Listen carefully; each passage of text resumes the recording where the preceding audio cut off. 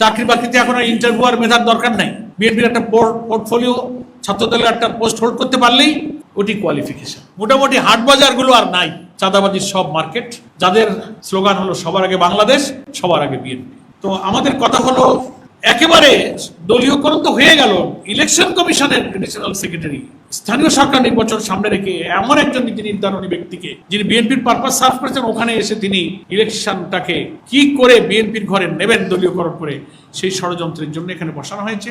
আমরা আজকে এই যে ছাত্র দলের নেতৃবৃন্দ, বিএনপির নেতৃবৃন্দ, অবসরপ্রাপ্ত 67 বছর বয়সী যিনি নজরুল ইসলাম খান ভাই, আমাদের খুব সিনিয়র একজন রাজনৈতিক নেতা, তিনি অসুস্থ, তার সঙ্গে কাজ করেছেন। তিনি তো পলিটিক্যাল লিডার করবেনই, কিন্তু আসন পুনর্বিন্যাস কমিটির দলীয় পলিসি মেকিং জায়গায় তিনি ছিলেন, শামসুল আলম, সেই লোককে নিয়োগ দেওয়া হয়েছে। আমরা আজকে তাকে সহ এই সমস্ত রাজনৈতিক নিয়োগ বাতিল করতে অনুরোধ করছি।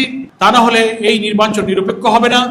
জনগণের কাছে যে বার্তা যাচ্ছে, তাতে যে জন্য জুলাই অভ্যুত্থানের এত রক্ত, এত আন্দোলন, দুর্নীতিমুক্ত, দলীয়করণ মুক্ত, ভিন্ন মতের বিরুদ্ধে দমনপীড়ন হবে না, কত কথা আমরা বলেছি। বৈষম্যহীন মেধার ভিত্তিতে চাকরি বাকরিতে এখন আর ইন্টারভিউ আর মেধার দরকার নাই। বিএনপির একটা পোর্টফোলিও ছাত্রদলের একটা পোস্ট হোল্ড করতে পারলেই ওটি কোয়ালিফিকেশন।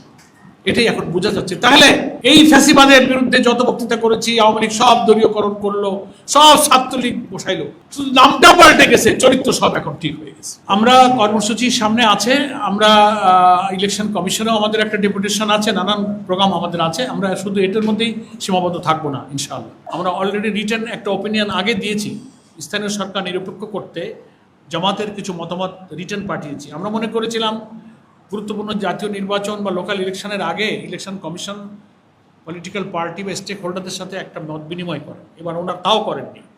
সে কারণে আমরা সময় চেয়েছি, আমরা অফিসিয়ালি এ ব্যাপারে আলাদা বক্তব্য রাখবো। আর এ ব্যাপারে সংবিধানের নাগরিক অধিকারের সাথে সাংঘর্ষিক, সে ব্যাপারে অনেক আইনি পদক্ষেপ নেওয়ারও স্কোপ রয়েছে। সংবিধান বিরোধী একটা স্টেপের দিকে গভর্নমেন্ট যদি যায়, তাহলে তাই হবে। এ ব্যাপারে আমাদের প্রস্তুতি পদক্ষেপ ইনশাল্লাহ চলছে।